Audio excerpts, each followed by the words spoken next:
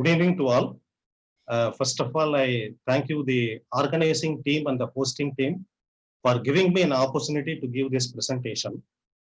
So, my name is Dr. K. Umabadi, Associate Professor, Department of ECE, Faculty of Engineering and Technology, SCSVME University, India.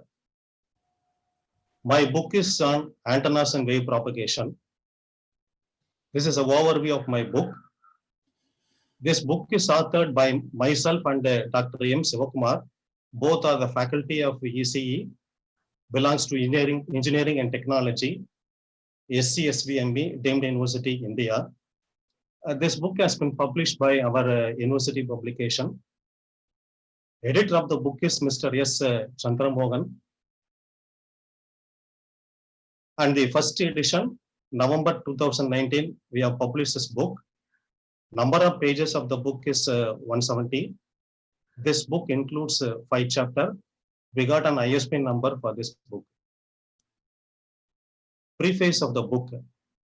The objective of this book is to provide an idea about the radiation characteristics of different types of antenna practically available, and to create awareness in research about different type of propagation available at a different frequency. Let me start with the basic definition of an antenna and radio propagation. The meaning for an antenna is nothing but a radiating element which couples the electromagnetic signal either from the transmitter or absorbed from the receiver into the free space. Basically, these devices are nothing but resonant devices which operate at different frequency, especially narrow frequency band. So in the figure, we can see the different types of antennas available. You may be familiar with the one type of antenna called dish antenna. This one is the dish antenna. For the domestic purpose, we are using one type of antenna called Yagi-Uda antenna. It is also called Yagi array antenna. And this one is nothing but a oblique direction antenna, which radiates energy in all direction. Then what is meant by wave propagation? Basically, propagation means the methodology by which an electromagnetic wave travels between the transmitting antenna and the receiving antenna. You can see the diagram. There is a transmitting antenna here.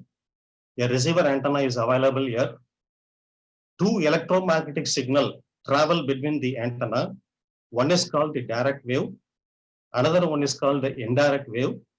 Direct wave travels between the transmitter and the receiver without any reflection. The second electromagnetic wave goes to the ground, gets reflected and goes back to the receiver. So this picture gives an idea about how an electromagnetic wave travels between the receiving antenna and the transmitting antenna in the free space. Why antennas are required for our day-to-day life? Basically, antennas are required by any radio receiver or transmitter to couple the electromagnetic wave into the free space for proper transmission between the transmitter and the receiver, especially at the speed of light without any transmission loss. For this idea only, antennas have been discovered and practically used in our day-to-day life. This book includes 5 chapters. Chapter 1, Fundamentals of Radiation.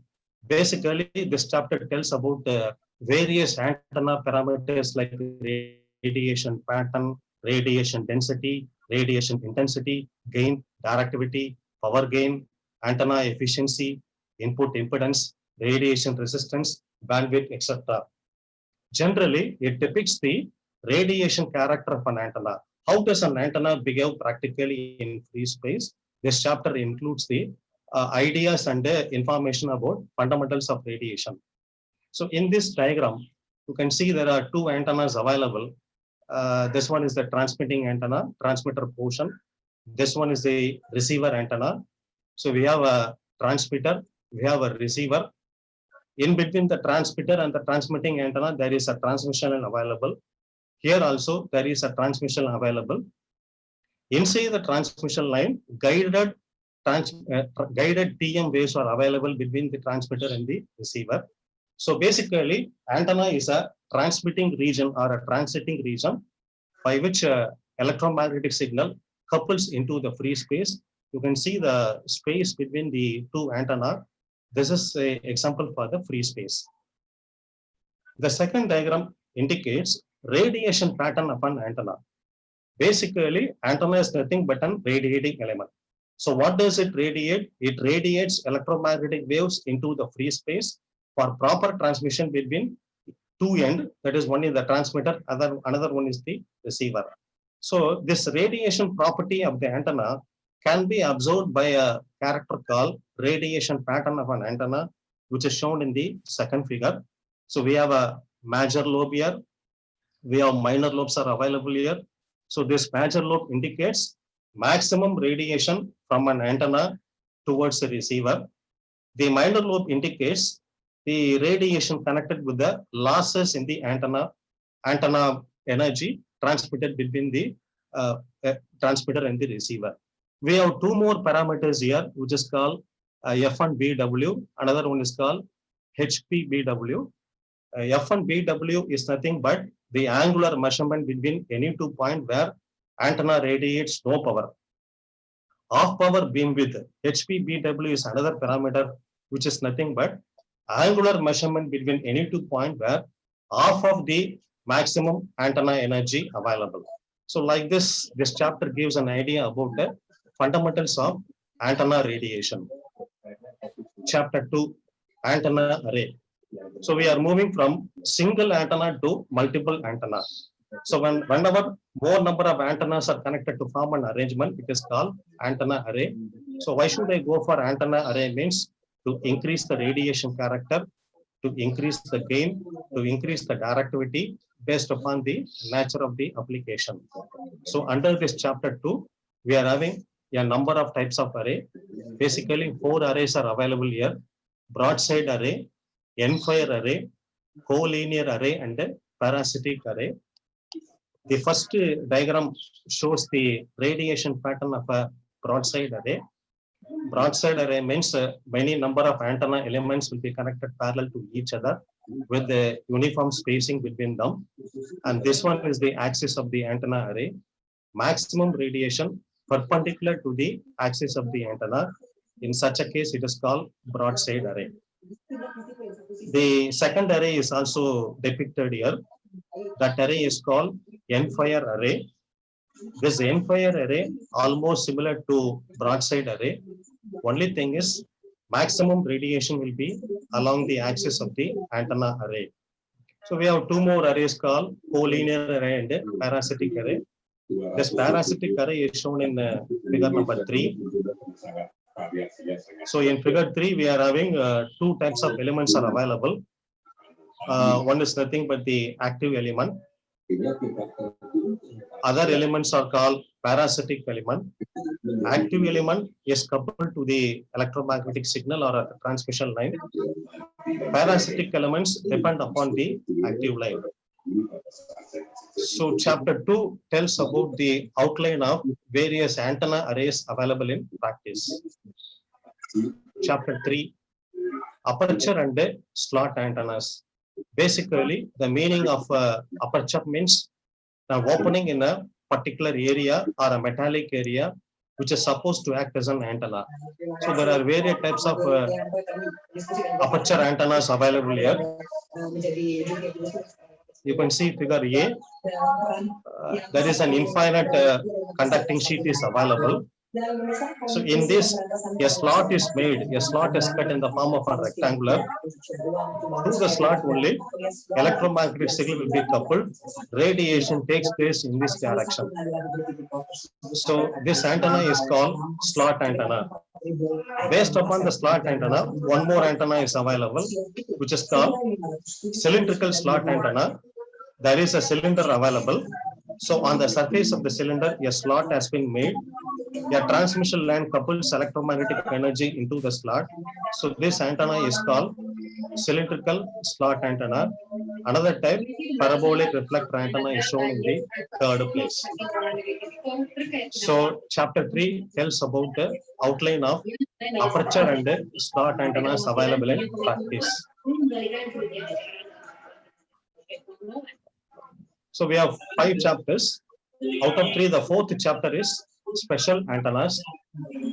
So in our day-to-day life practice, we come across special applications where special antennas can be used. Two such examples are shown here. One is log periodic antenna. Second one is helical antenna. So log periodic antenna, helical antenna, they belong to the special antenna category. Why this antenna is called log periodic antenna? You can see that properties of the antenna, electrical properties of the antenna keeps on increasing with respect to logarithmic function of the frequency. That is why it is called log periodic antenna. At one end, there is a transmission line through which electromagnetic signal will be coupled. So this arrangement is very easy for increasing the scale of the antenna. So this is called log periodic antenna. Especially it is used for frequency independent application. Frequency independent means an antenna is designed based upon the angular property. In such a case, frequency becomes independent. One such another example is called helical antenna. You can see the diagram. An helical wire has been formed in the form of a spiral connected to a circular plane surface available. So the other end of the circular surface, electromagnetic signal will be coupled through the transmission line. So this antenna is called helical antenna. So likewise, we have other categories of special antennas available. Active antenna, dielectric antenna, then antenna measurements are also available here. Chapter 5, wave propagation. So chapter 1 to 4 concentrate on fundamental characteristics of antenna, varieties of antenna, special antenna, aperture and slot antennas, and array antennas.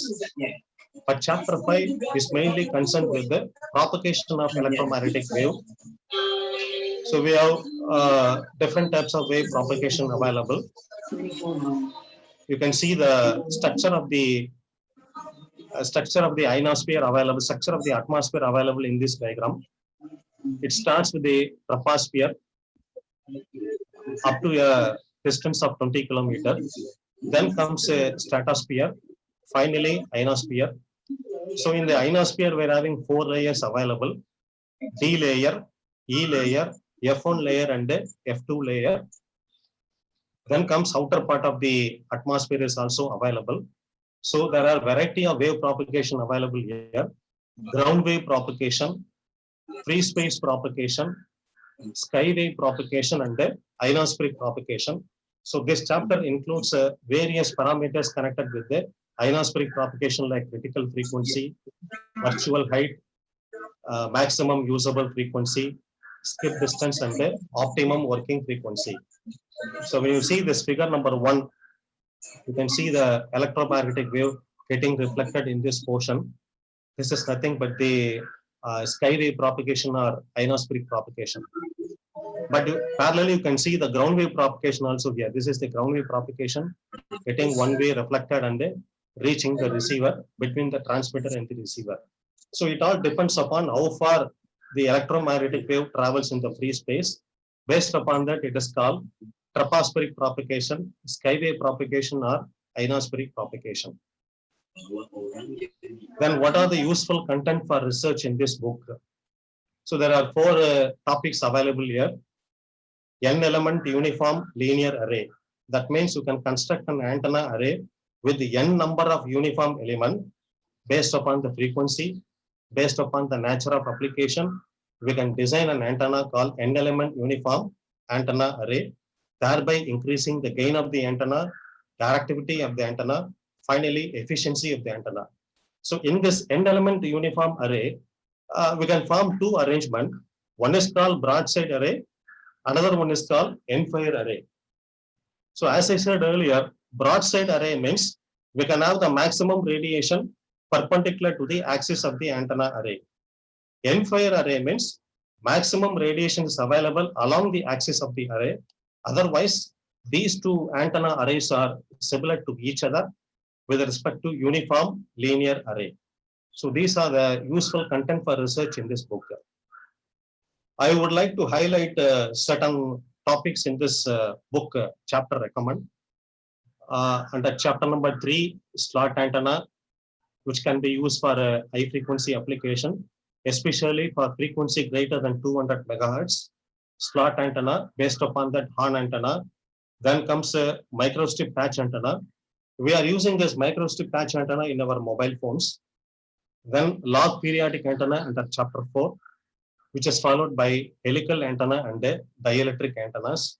So these are the special purpose antennas which have to be highlighted in this book. Then various practical antennas available in our day-to-day life. So this type of antenna we are using in our domestic life, especially for TV and radio propagation. This antenna is called Yagi-Uda array antenna. There will be one dipole element and more number of directors and reflector element will be there. So in this figure, you can see the coupling direction. This is the dipole where the electromagnetic signal is coupled to the receiver side. More number of directors available, one reflector will be there. Of course, this antenna is nothing but a directional antenna.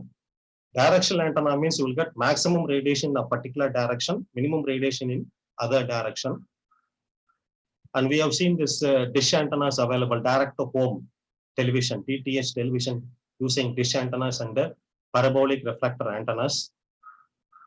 And these are the theoretical antennas available: horn antenna, loop antenna, wire monopole antenna. That means single wire acting as an antenna, two wires parallel together forming a dipole, slot antenna, parabolic reflector antenna. Of course, dish antenna is based upon the parabolic reflector antenna. So corner reflector antenna also comes under the reflector antennas. So what are the special features from my book? It gives a clear idea about different types of antennas available, their application, and finally an idea about the propagation of electromagnetic wave in the free space. This book has been written in a very simple and legible manner. It covers the entire syllabus for the course Antennas and Propagation for BE program, Bachelor of Engineering in Electronics and Communication Engineering. The back side of the book, there is a model question bank, which covers sample questions and answers with respect to the chapters of the book. We have other books on antennas also available. Antennas from Theory to Practice.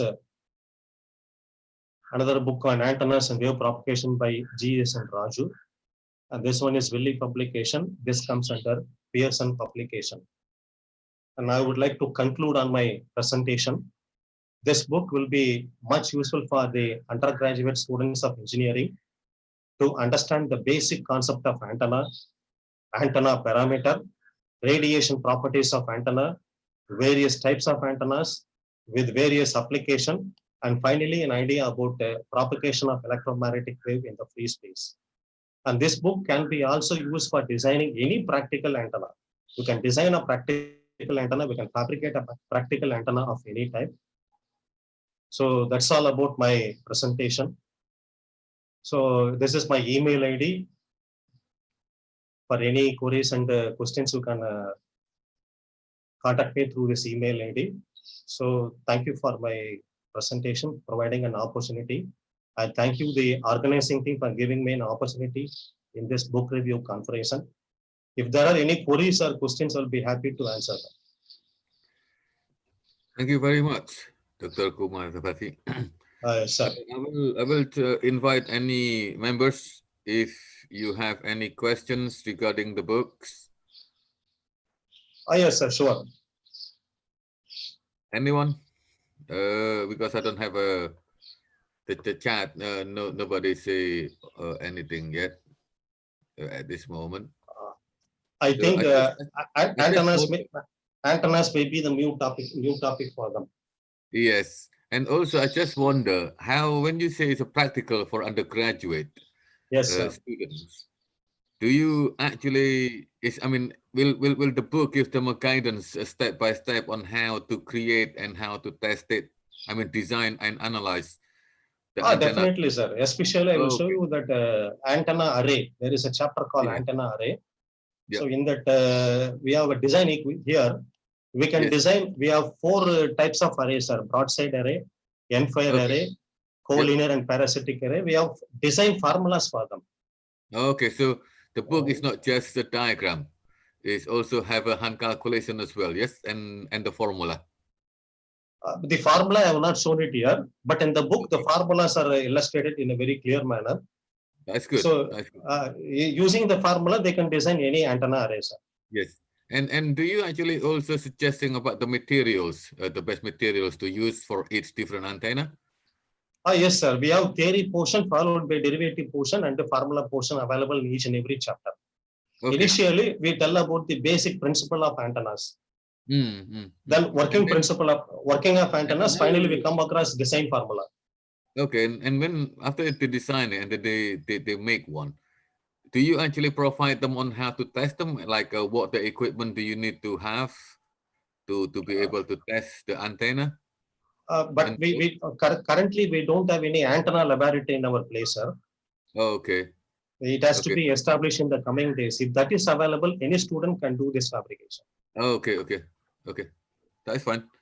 So I think that will do at this moment. Anybody from the audience that would like to ask any questions?